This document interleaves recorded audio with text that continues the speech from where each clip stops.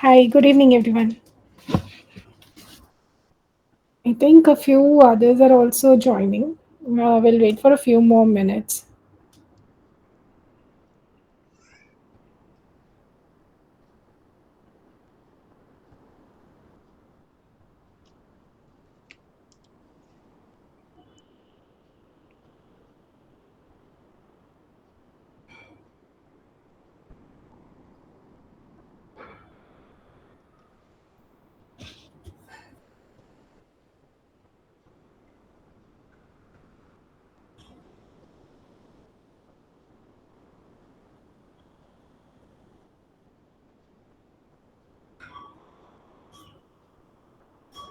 Can we send a quick reminder on the group asking for people to join?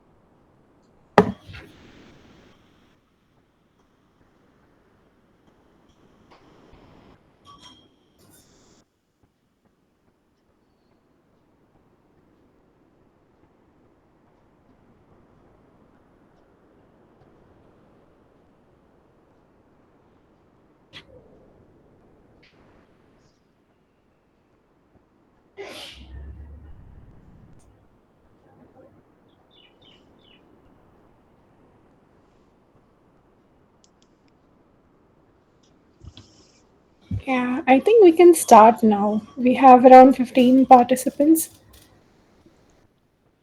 or shall we wait for a few more minutes? Yeah, people are still joining. Let's wait for another minute or so.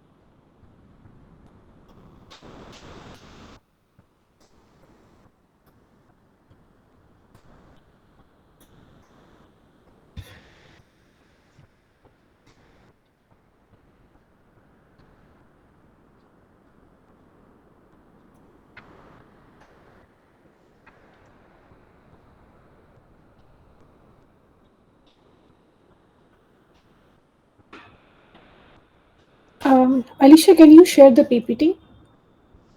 Sure, you want me to do it? I'll do it. Yeah, because I've joined this call from a different ID and I'm not able to open it in the same Chrome tab.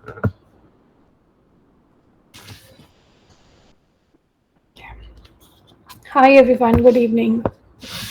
How was your week? How did you guys fare in the course?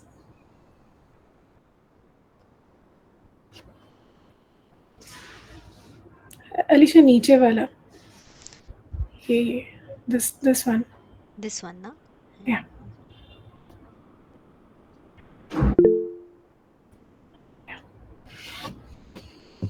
Yeah, thanks Alicia. Okay. So welcome everyone to the first live interaction session. Can we go to the next slide?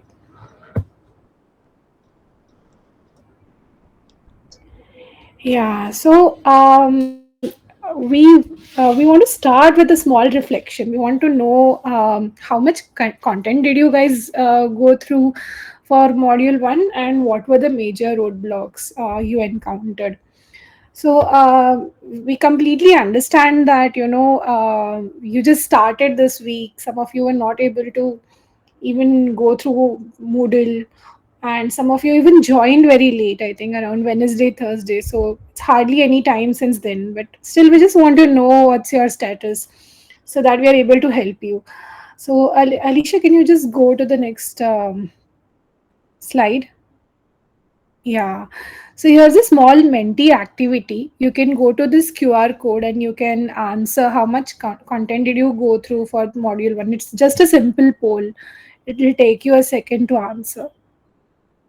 So please answer and raise your hand so that we know you've completed this activity.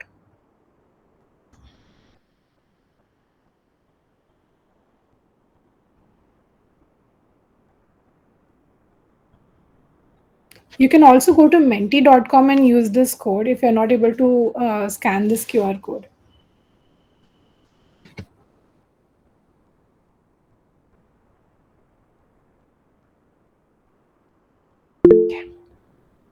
We have a few hands.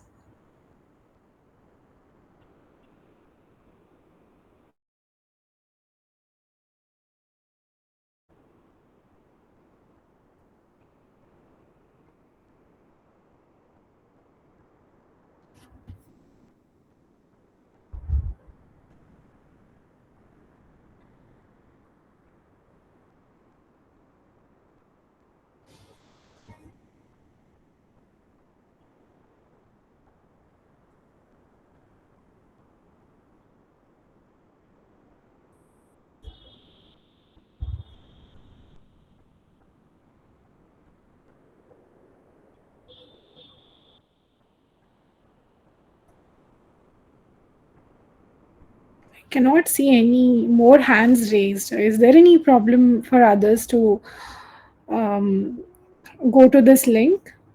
You can also put it in the chat if you find if you have any difficulty.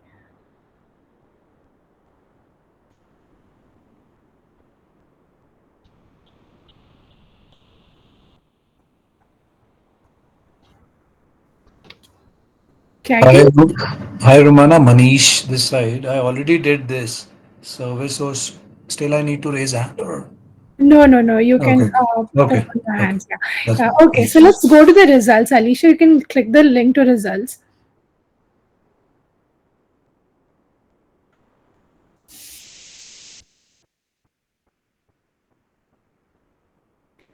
Yeah. Okay. So, how many people answered this question? Can you see that? No, it's only showing in percentages. Okay. Okay. Okay.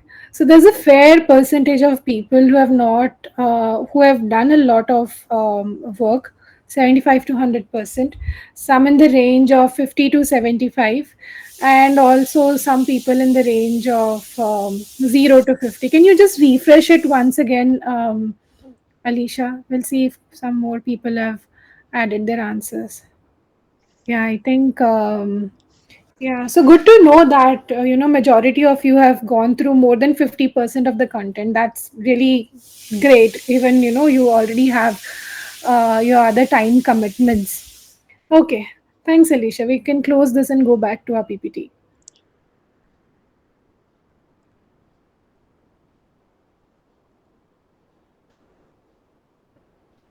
Yeah.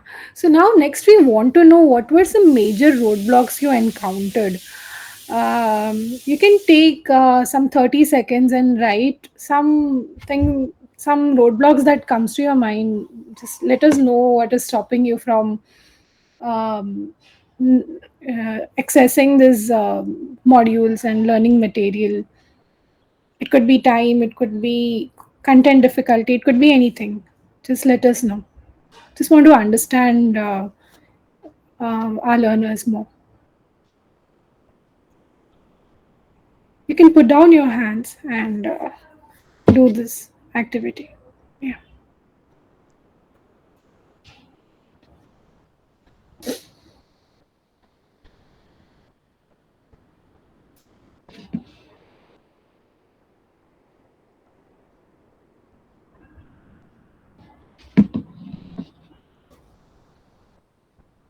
can go to the results and wait there, Alicia. We can refresh and we can see if majority have answered.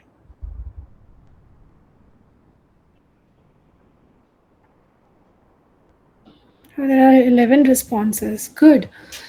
Oh, just working on the other one, how to find test subjects. I joined late and we understand, clarify, null hypothesis. Okay. One paper I read and need some time to complete. Great insights. Okay. Can we refresh it one more time? Yeah. Research language. I think you, okay, so the kind of language we are using. Exam time. Oh, someone is also answering exams. Is it? Lengthy written part. I think you're talking about the worksheet. Time constraint. Okay. Data collection timeline. Prior commitments. Okay, this is good. Let's bring this up again towards the end when we have our question answer time, so that we can revisit these problems and see how we can help you. Okay, Alicia, we can go back to the PPT.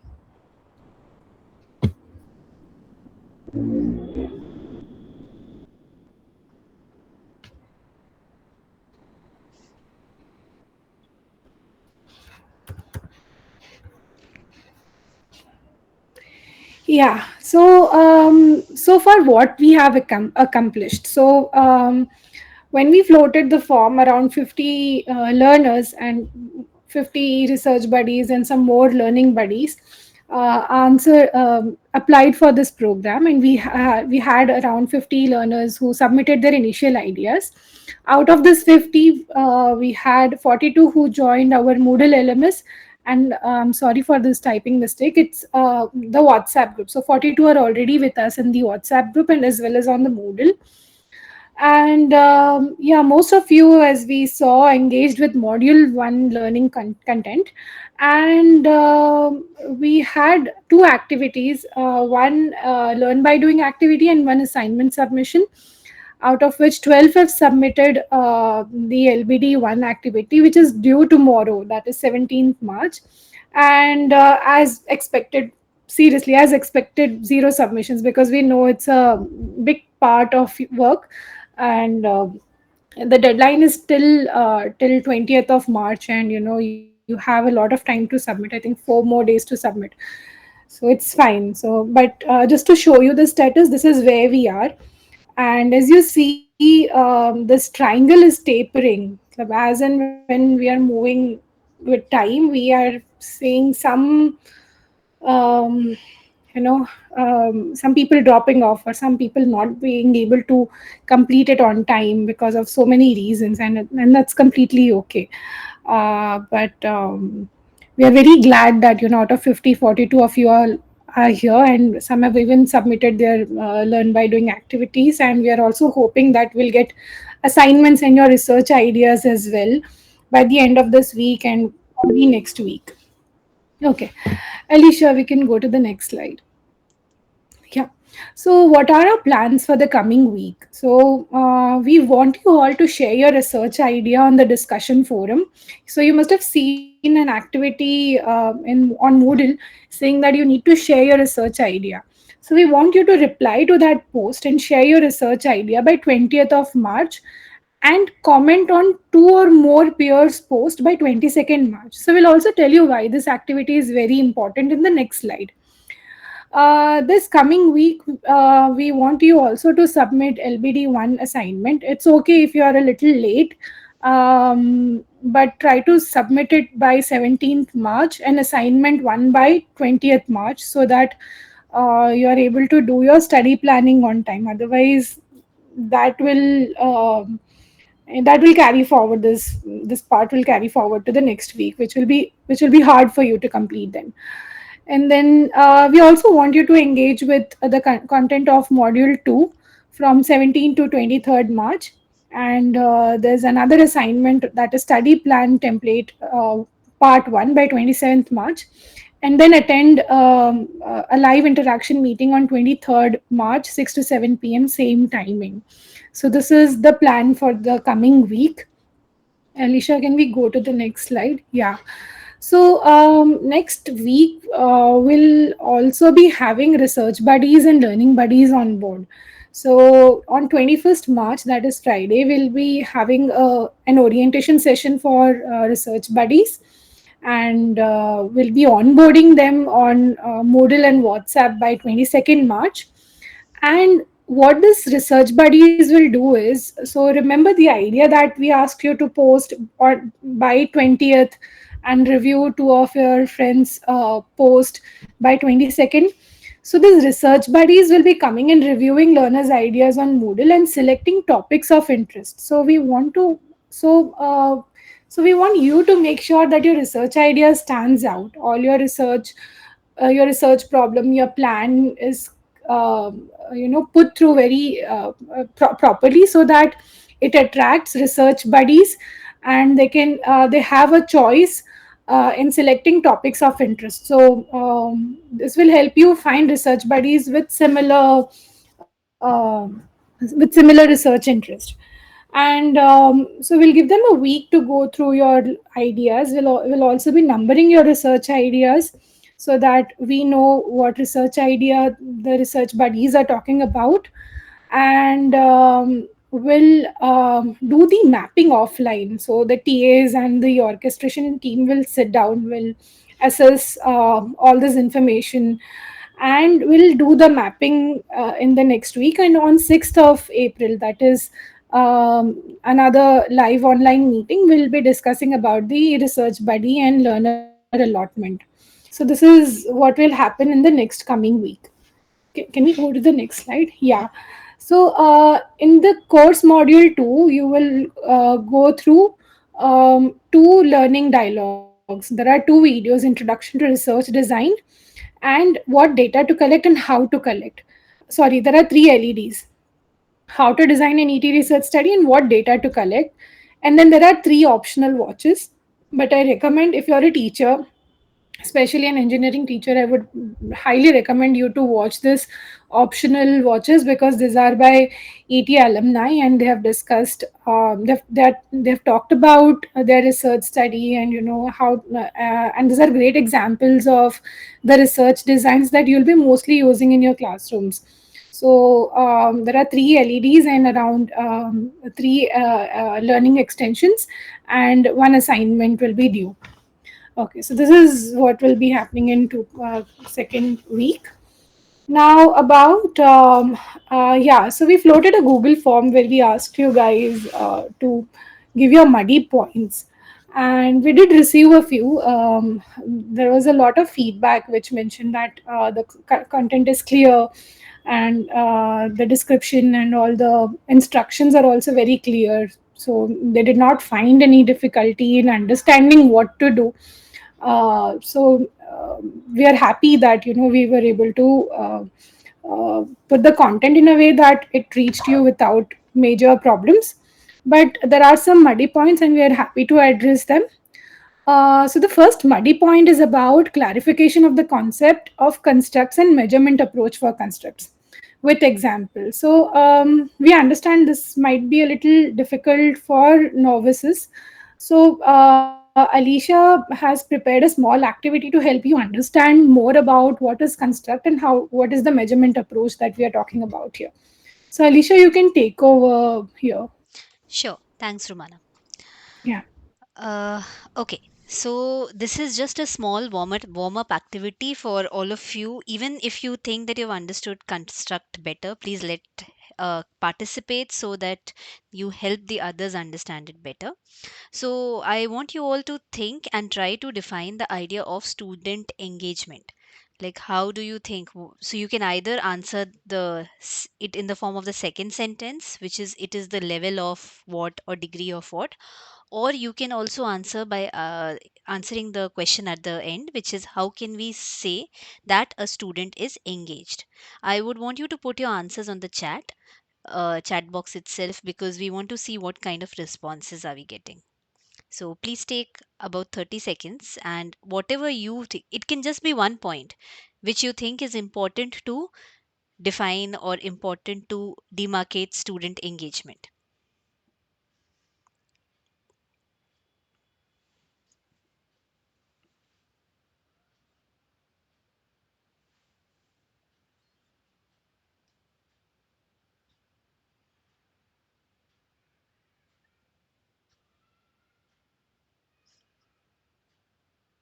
In case the instructions are not clear to you, please feel free to raise your hand and I'll answer your query.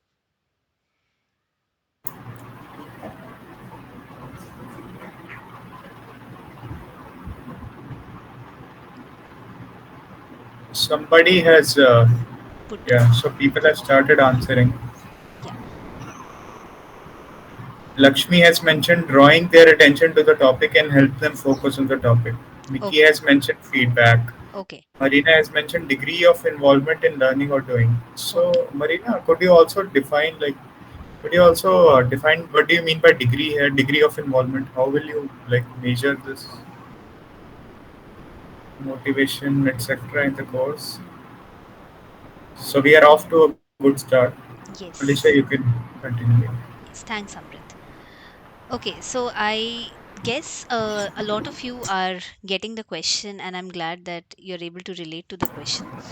But so, as you can see, that the idea of student measure engagement is not something that is directly measurable, but it is a concept which may consist of smaller components that can be measurements for can that can be measurable. For example, some of you spoke about the level of involvement. Some of you also spoke about motivation. Some of you spoke about participation in classroom discussion, attention. So, all these are smaller components which, when measured, are helping us define the idea of student engagement. So, these were a couple of responses that I could also think of, and I am glad that there were some additional ones that I found very interestingly in the chat today. I would like to put them in for our future repository. So these are, as mentioned, some smaller measurement components which are helping us measure this idea of student engagement. So if I speak about a construct in the form of a definition, it is a concept which is deliberately invented for a scientific purpose. So I want to measure something. I want to measure how involved the students are in the classroom. So I define it operationally in terms of my context as something which is called student engagement. And all these elements that I used to measure them, measure this idea, can be called variables. Or there was a question in the muddy points. I'm trying to answer that question. So these are the measurement approaches that help us measure this construct. So I hope that I'm clear with this idea. Can I get a raise of hands by people if you are clear in terms of what I tried to explain?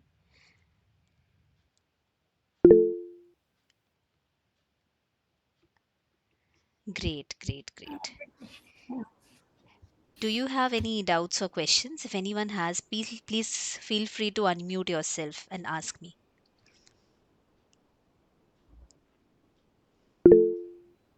What can be other constructs in educational research? Okay, great question.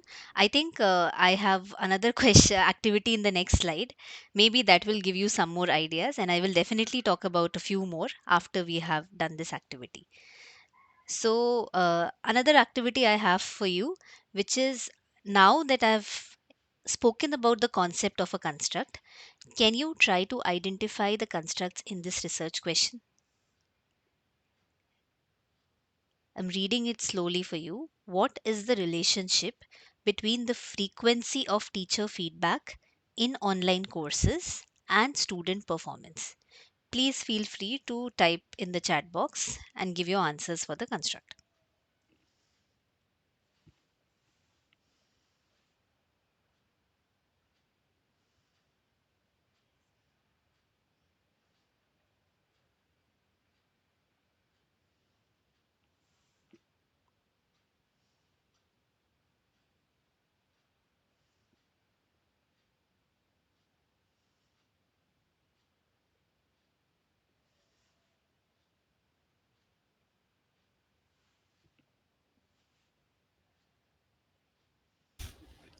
There are a few answers in the chat box. Alicia, are you able to Yes, yes, just read now them? I opened it. Okay, Oh, yeah. Teacher feedback, student performance. Positive relationship, someone says. Teacher feedback, student performance. Okay, so student performance is a constant, I feel, and some uh, Leila has given them separately. Okay, yeah. So, student performance and teacher feedback are two constructs which are clear to everyone because we are trying to measure these two things, correct? We are trying to measure the frequency of teacher feedback. So, ideally, the construct can also be called as frequency of teacher feedback here. And student performance definitely is a construct. Um, Positive relationship, as Girish mentioned, would anyone like to comment on why or why not, why or why not can we count it as a construct?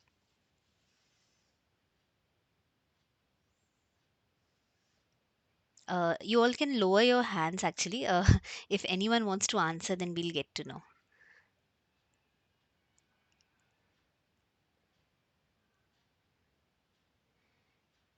Okay, does anyone want to take up this question? It's not a quiz, it's not an assessment. We would just want this interaction to be a little more lively.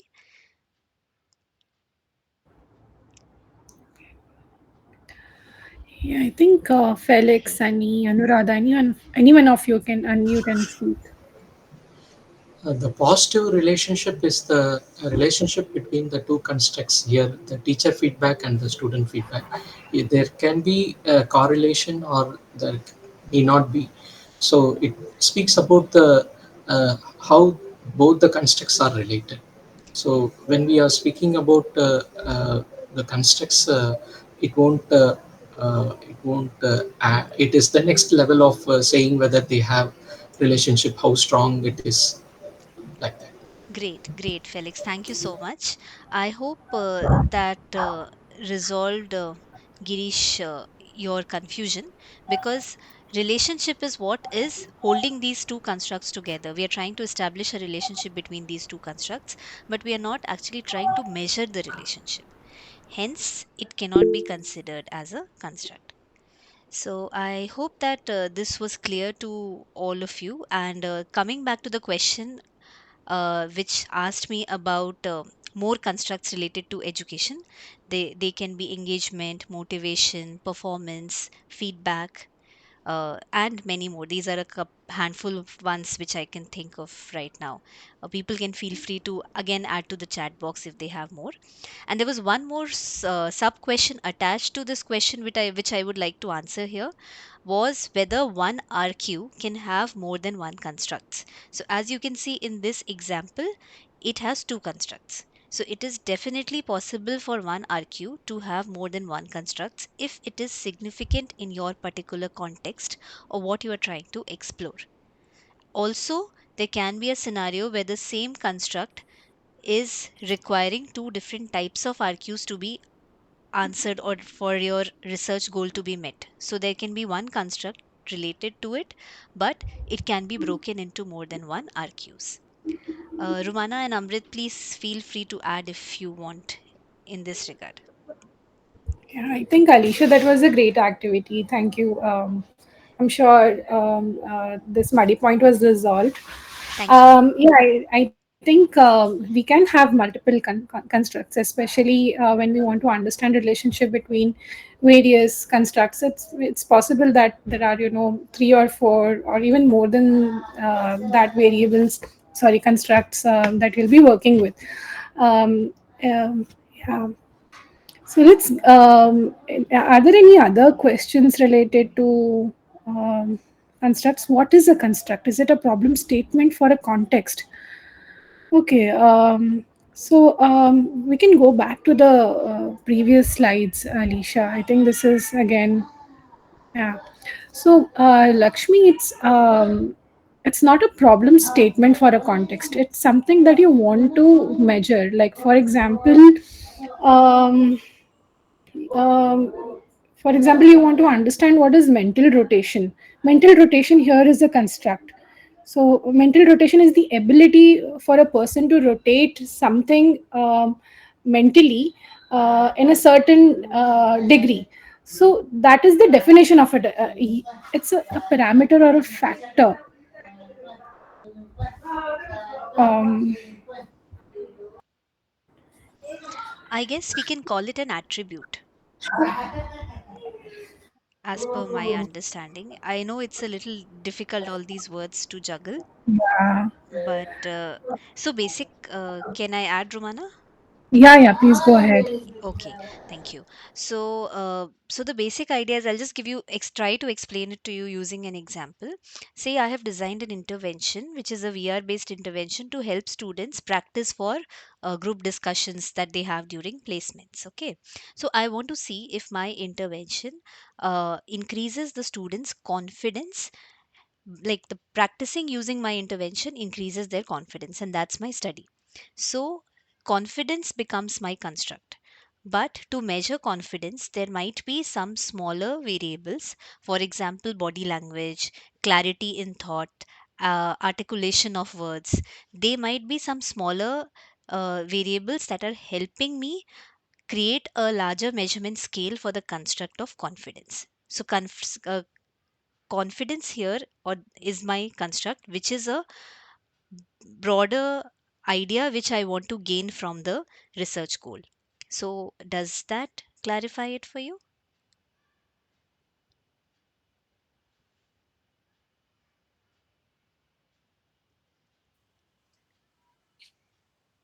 Okay, thank you so much. Shall we move ahead, Romana? Yeah, please go ahead. Yeah, I think I'm done from my end. Yeah. So there were a few more. Can we go back to the muddy point slide? Yeah, so there was a question where someone asked in LBD 1 activity, where and how can we identify key contribution of a paper as claimed by the authors? So I think somewhere in the feedback to LBD at around 20 minutes, Sahana ma'am has already addressed this point. She mentioned that we can identify key contribution of a paper towards the end, that is in the conclusion. And in some of the papers, I've also seen people writing their contributions in the abstract itself, so that before reading the entire paper we also know what are we looking for in the paper. So in any in any strong paper you'll find the authors mentioning key contribution towards the end, after the discussion and in the beginning of conclusion probably. So are there any questions related to this muddy point? Yeah. Okay. Thanks, Priya. So there was another muddy point which only mentioned methodology of research. Some whoever wrote this muddy point, can you come, if you're online, can you elaborate what you mean? What did you mean by methodology of research?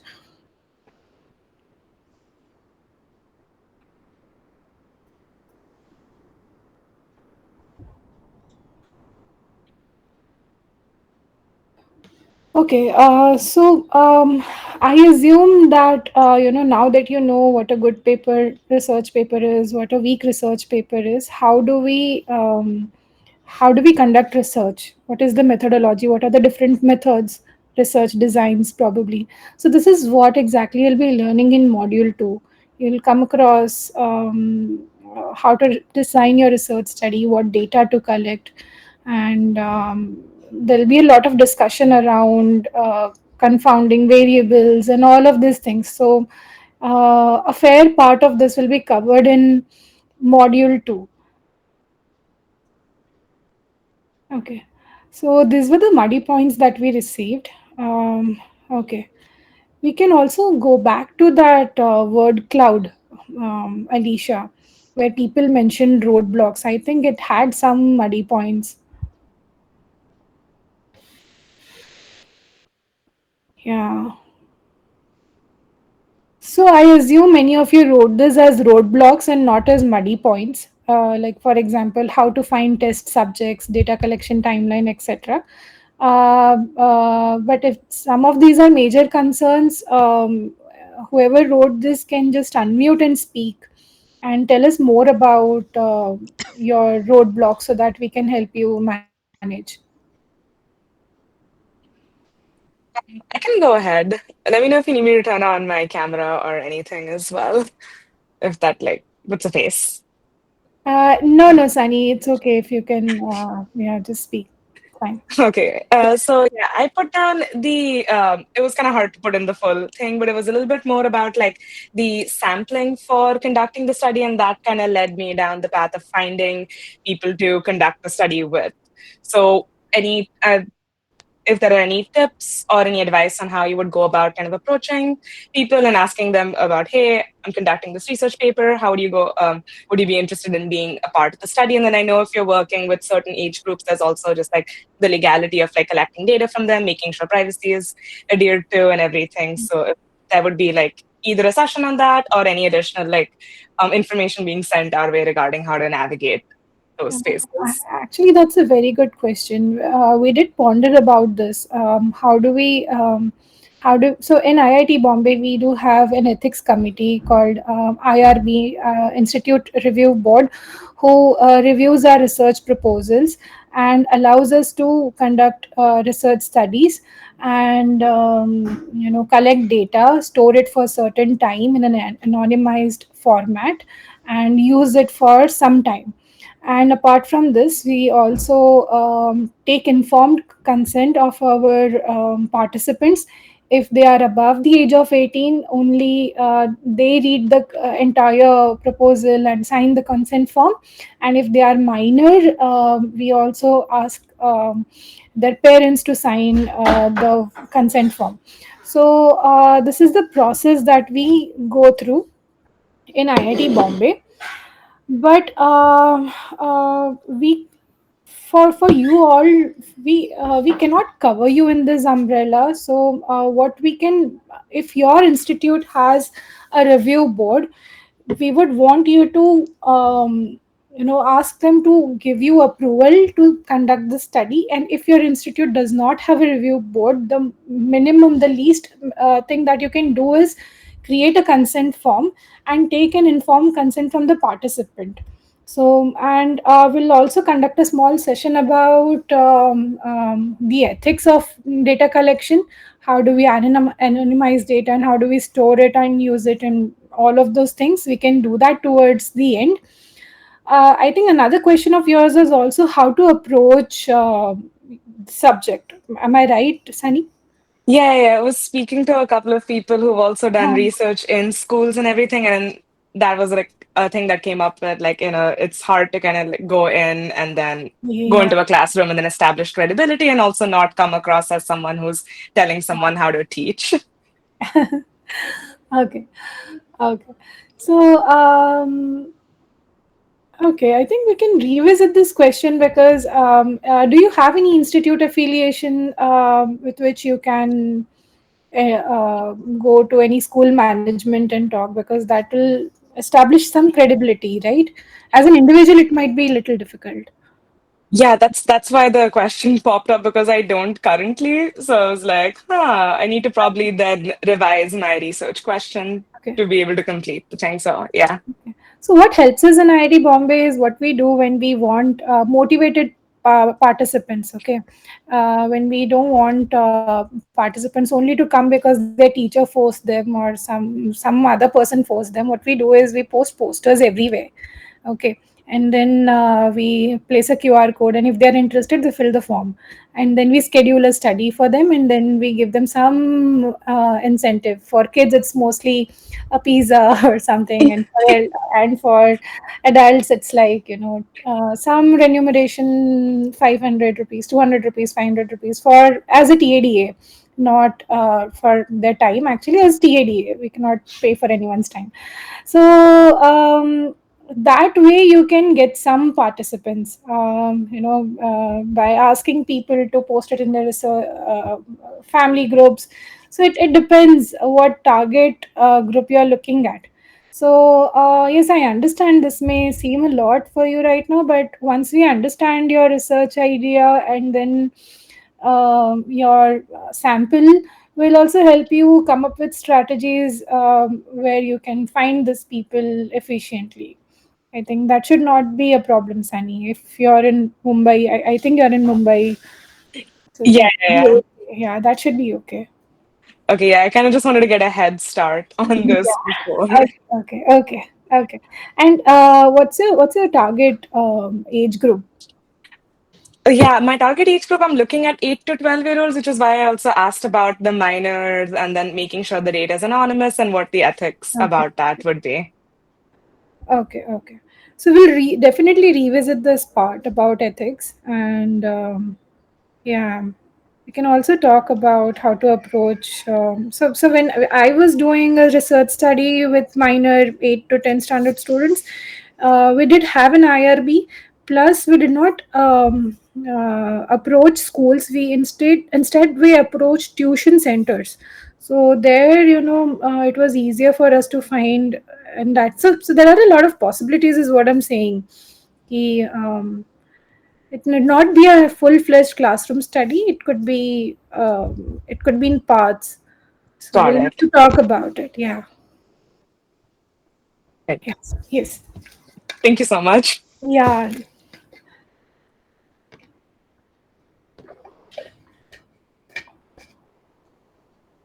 So there's a comment that says lengthy written part. So you can, whoever wrote this, can someone come and explain what this is?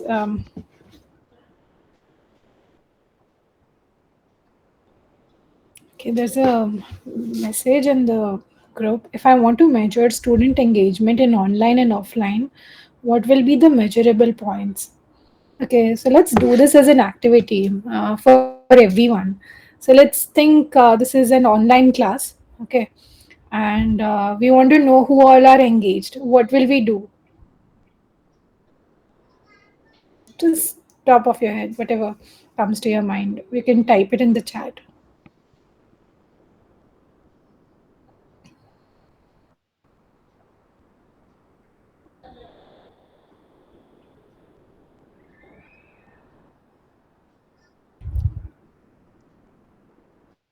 Yeah, interaction. So maybe like a mentee poll or something, and then see how many people answered the question. Yes, right.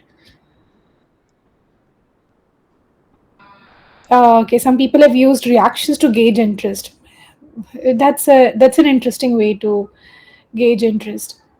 Learning activity. So, Sravanti, you can see there are many ways to measure student engagement, and I'm sure in offline as well as online, you'll also find a lot of many other ways to measure student engagement. But what I would want you to do is look at student engagement uh, from literature review point of view. matlab, look at how people have measured student engagement in both online and offline modes.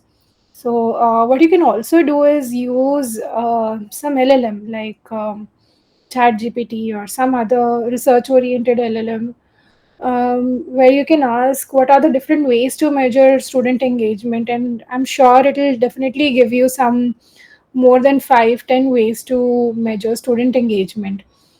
So that that you should be able to do. I hope we answered your question together.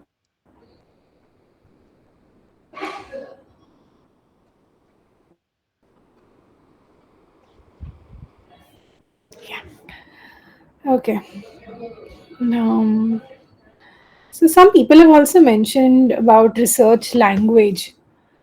I understand some jargons will be too much for you all.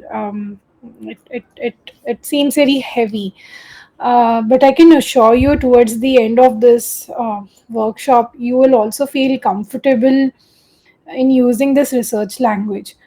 Now, immediately, what we can do is, in fact, Alicia, Amrit, and I were also thinking of creating a glossary for you all, where we would put all these ET jargons in one place and explain them in simple words and keep a repository for you all.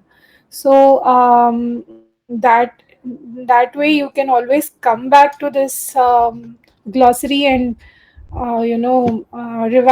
look at it. So yeah, we'll do that. So Alicia, Amrit, will make a note of this and do this as soon as possible. Sure. Yeah. Okay, so there's a question about clarify null hypothesis.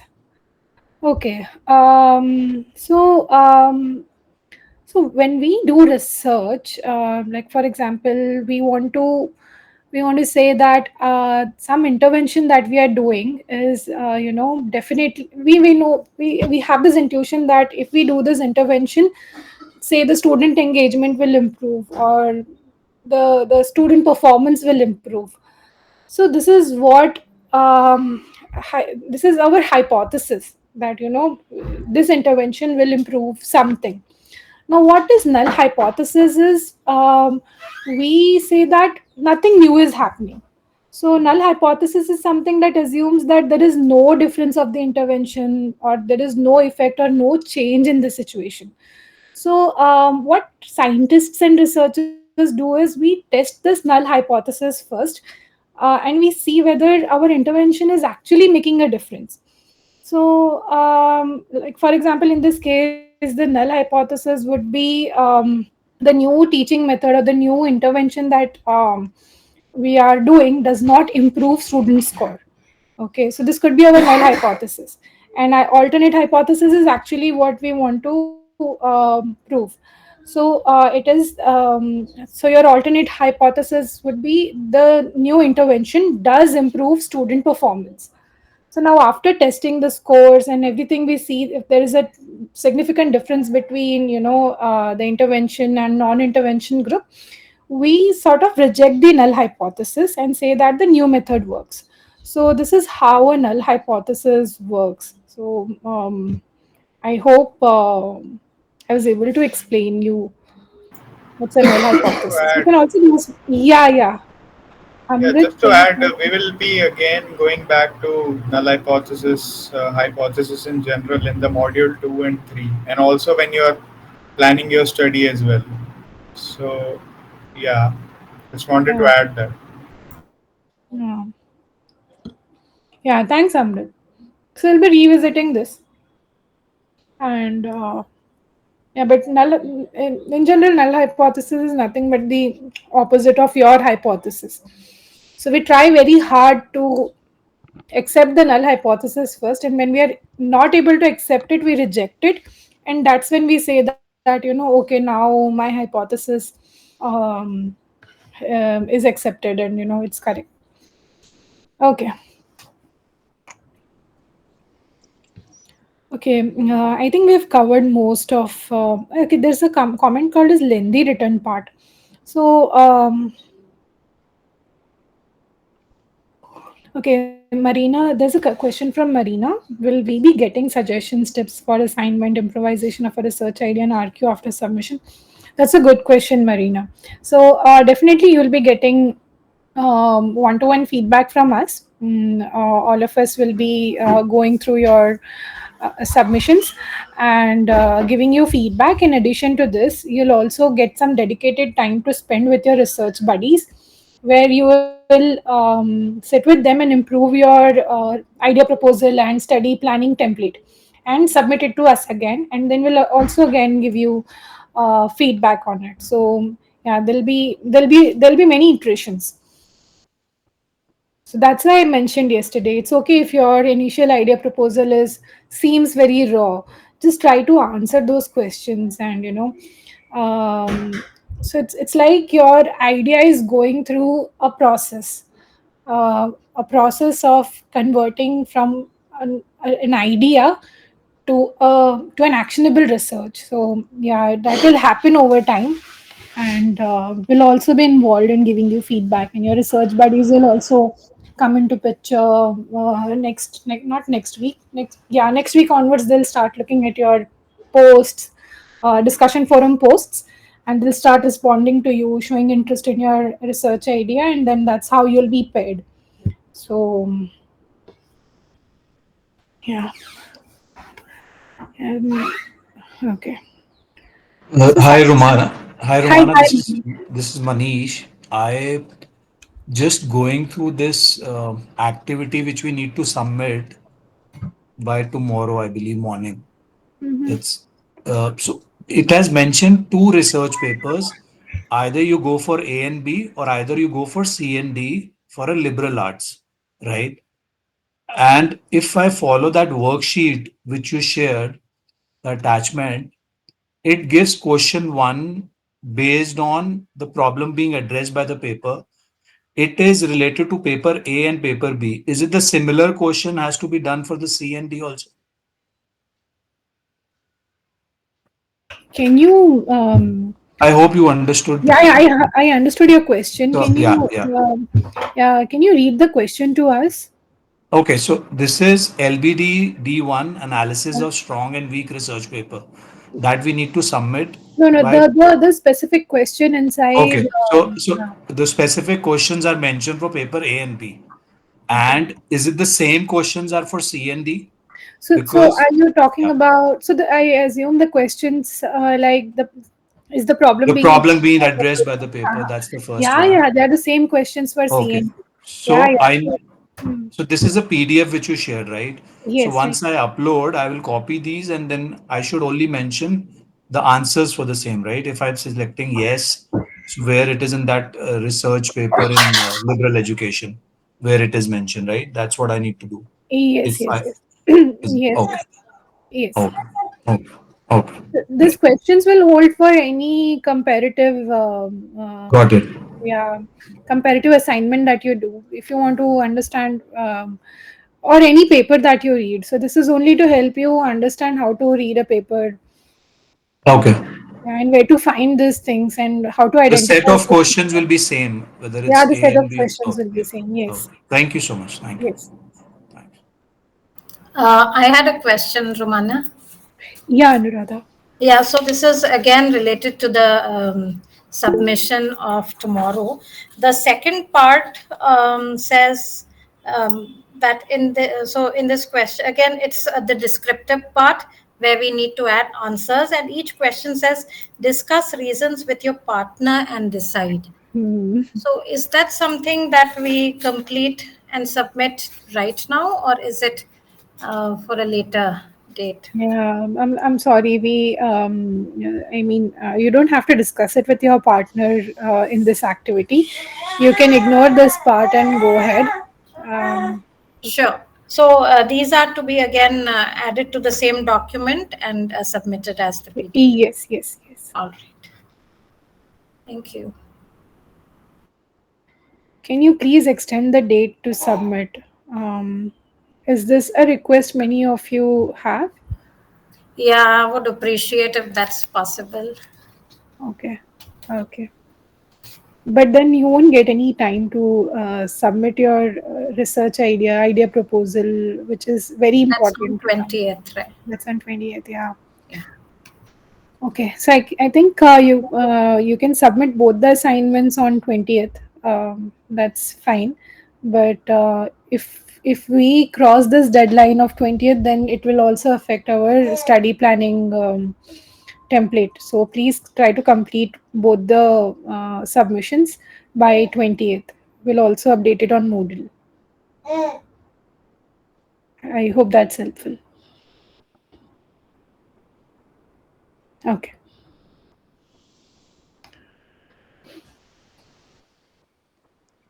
Yeah, and there are a few people who joined late, so it's totally understandable if people who join late. It's okay if you submit by 20th, and but try to submit some idea.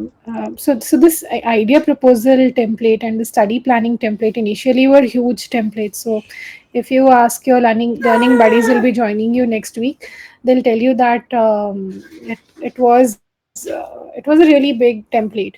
What Spruha and Alicia did was they split these templates into five total workable assignments. So that's why you have five different assignments. Otherwise, there were only two assignments, and that had to be completed within 2 weeks. But now you get 4 to 5 weeks to complete the same task. Okay. Are there any questions? I can see only the teacher's name in my LMS login, no assignments. Oh, Rahul, you'll have to click on the course. That is Practitioner Research Idea Summit. So those are all clickable links. So just click on it and you'll be able to enter the course. So it will lead you to the home page of our Moodle course. So if you're still not able to see, what I'll do is Sadia maybe can help you quickly sort this out. She can Uh, also, Excuse me, Romana. yeah, yes. Who's speaking? I'm Hannah. Yeah. Sahana. Hi, Sahana. Yes, hi. Actually, now the first assignment it was very good. Actually, I was able to do it properly, able to concentrate. In fact, I was very happy the way I was doing it, and I was able to get as I was reading paper, I was able to get a lot of insights, and I was able to fill my things in the questions what have been asked. Okay, Uh, that's good. Hello. Yeah, yeah, that's good to know, Sahana. Similarly, yes, yes. Similarly, I wanted to ask you when we submit our idea also. Hmm? I think now only 4 days are left to submit our idea. Yeah.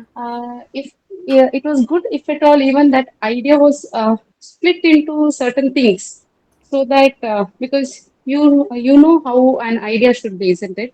Because for an early practitioner, it becomes very difficult to I mean to analyze a lot about idea and to write. So instead, what should be there in the idea, like a table, how it was, where we could write different things inside that related to the paper.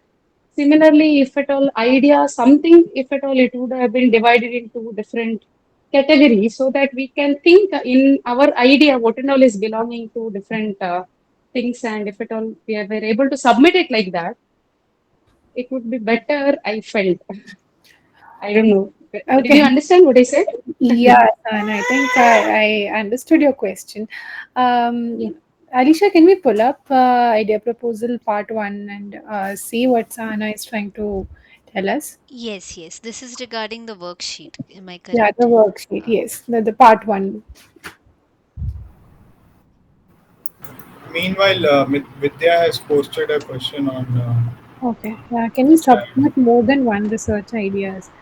I think yes, Vidya, you can. I mean, at this stage, you can have more than one research idea, and yeah, I think you can. Okay. Yes. Is my screen visible? Yes, yes, it's visible. Okay. So, Sahana, what you are suggesting is to be able to help you analyze your idea more before you sort of, come up with research questions. To, am I right?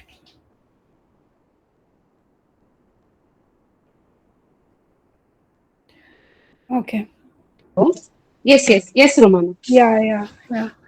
So, I think that will be a very highly structured activity for you to do. What if your idea doesn't fall in one of the categories that we have, that we have said that this is a research idea and this is a not? Because all ideas are ideas, right? I don't think any idea is a bad idea. So, putting more structure to a research idea would only lead to maybe filtering good ideas at a very early stage. This is what I feel. So it's okay if your research idea is at a very nascent stage, at a very raw stage right now. Um, Okay, try to okay. try to add maybe more details to it. If you feel your research idea is not enough, try to think about it more and come up with a research question.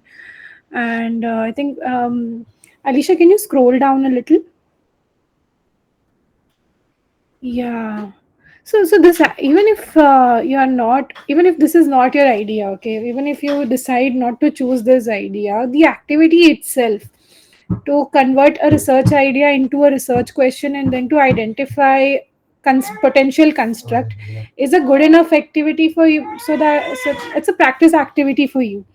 So even if your idea changes at a later stage, um, You should be able to come up with constructs and research questions and all of these things by yourself. So I understand your situation, but personally, I wouldn't put more structure to it. And Amrit, Alisha, Spruha, whoever is here, do you want to add more? Am I audible? Yeah, Alisha.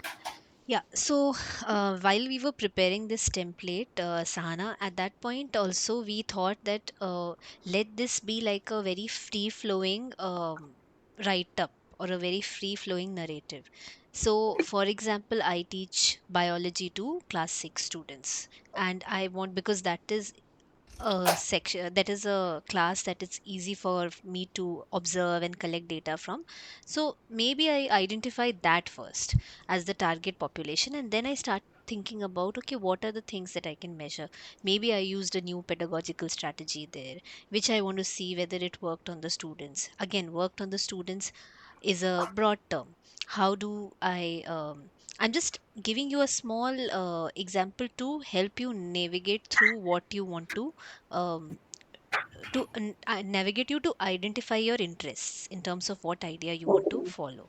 So Okay. like Okay. I said, so if I'm saying that I want to see whether my strategy is working or not, so in working in what sense? Are you want to, or do you want to focus on student engagement? Do you want to focus on their learning? How do you want to measure their learning? Do you want to it to be related to their scores? Like, do you want to check in the exam how it's affecting, or you want to check in a different kind of conceptual applicative test which is based on, say, for example, Bloom's taxonomy, and you want to check if the applicative part is clear to the students or not. So when you start thinking about this, when you start scooping, uh, just consider your context to be educational and think of it as something very simple. I'm not sure if I should be saying that, but with something very simple as buying a laptop. What type of a research idea what type of a research would you do? What are the parameters that you would consider? So thinking that, uh, going in that direction, you can maybe create a priority list that, okay, for me, maybe performance is not that important. For me, the motivation is more important. So then automatically you can start scooping and writing your idea in that direction. Now, based on this template, at the end of it, we are generating certain constructs. So it might be a situation where, or while reading papers, again, good that I scrolled, I saw this, we might reach a point where we realize that the construct that I'm trying to measure, there's something more interesting than that that I could measure, or that could be more applicable in my context. Also, there might be a situation that for the construct, the kind of literature that I'm studying, I might find some other study which is more interesting, and I would want to implement that particular method or strategy in my class and see. So there can be different ways in which you go from here, but it's just a starting point, because we do not want to impose an idea to you by putting a lot of structure in it, like Rumana said, so that later you realize that it is not something that you are finding very, very interesting. So, as you all are practitioners, researchers, we want you to have that liberty that the first idea is always that idea which amuses you the most. I hope that I made sense in terms of what I said. Yeah. Yes, Can yes, I yes. also? I Yeah, Amrit, you Yeah, can. so I would like to enforce Alicia's point a little. So, the first thing maybe you can start is by looking at the constraints that your context already defined for you. For example, if I'm a biology teacher, so that the context of teaching biology becomes a constraint within which my idea space will confine. So once you start uh, looking at your context and start to define those constraints, then you can maybe write down ideas. We can always add novelty to it at probably later stage as well. But just to get started, it's better to have those constraints in mind, but don't get too bogged down by it either. So yes. Yeah. So I'll tell you about my experience. So I was also a participant like you guys in 2016 meet. So my idea was so broad. I just wanted to design an ITS for autistic learners. And when I started answering all other questions, I realized my idea was so broad. And towards the end of the workshop, my idea was completely different. I had a more refined approach towards what I meant by an ITS, by my sample audience, what I wanted to teach, and all of those things. So there are a lot of other things, other layers that got added to my idea. And I think this process helped me a lot personally, long back before my PhD, when I was an MTech student. So I think trust this process and answer the questions. You'll also receive a lot of feedback, and I think you have around 1 or 2 months to. So this idea proposal is not what will finally go in your paper. I mean, some part of it will go, but this is only to prepare you. This is only to prepare you for documenting it later. So use this as an exercise. Um, okay. I hope this resolves our query about idea proposal. There's one more question, two more questions, in fact, by Rahul and by Sravanti. How to decide if the research idea or research question is researchable, and also scope of research problem. So these are very. So Rahul, definitely these are valid questions, but you will find scaffolds, or a lot of other questions in the worksheet that we give you, which will help you, um, you know, s- understand your research idea more and to answer these questions yourself. So there is no straight yes or no answer to this. You will have to talk about your research problem, and then a lot of other questions will follow. So we'll revisit this once we have submitted maybe your assignment one. Okay, Stravanti is asking, can we use I mean, every whatever you said, like marks, timeline, polls, etc., to measure student engagement? Can we use all together, like marks, timeline, polls? Okay. So I think, Shravanti, you can. This definitely measure engagement. Okay, but we'll have to look at it in a more nuanced way. Like for example, there's something called as face validity, where we see whether what we are trying to measure, is it really measuring engagement, or is it measuring something else. So first you will have to define all of those things in your context, and also maybe reason why you're studying engagement at this point, and how are you measuring engagement, and then whether is it really measuring engagement. So all of these questions will also come. So for starters, you can have these measurement techniques, but I'm sure as you advance and read more papers about engagement, you will come up with more sophisticated way of measuring engagement. Like, Rumana, yeah, Alicia. sorry. Can I add Yeah, please go an ahead. important point in Rahul's Yes, question? yes.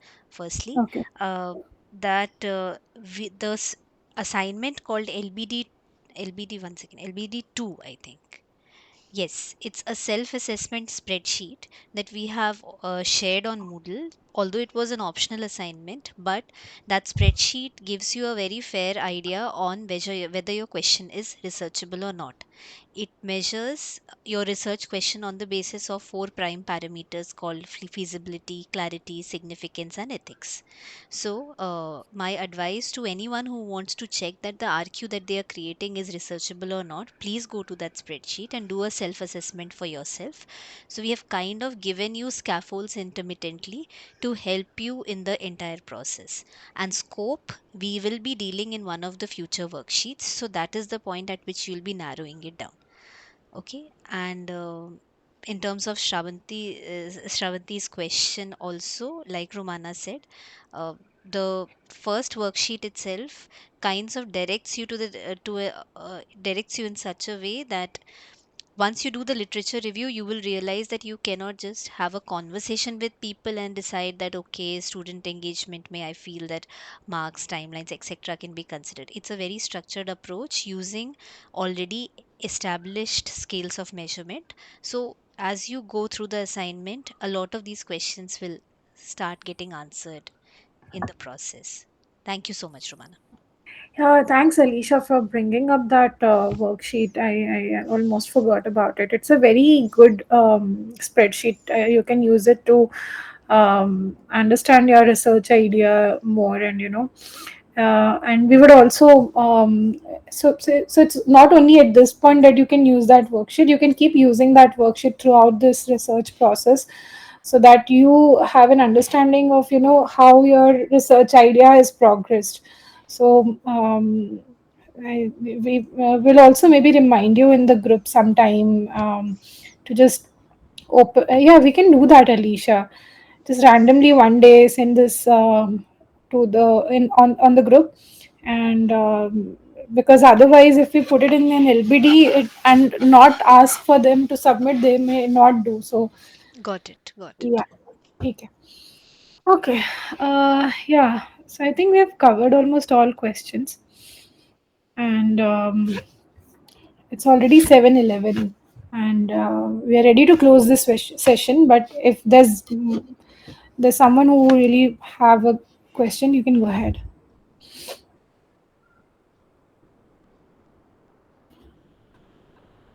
Okay. I think we can call it a day. Thank you everyone for joining. We'll be making this link recording of this meeting link accessible to you all. And yeah, see you again. See you. I hope you all submit your assignments and you're able to go through module two. Thank Bye. you Have so Thank you, much. everyone. bye. Thank Bye. you. Thank you. Thank you so much. Bye.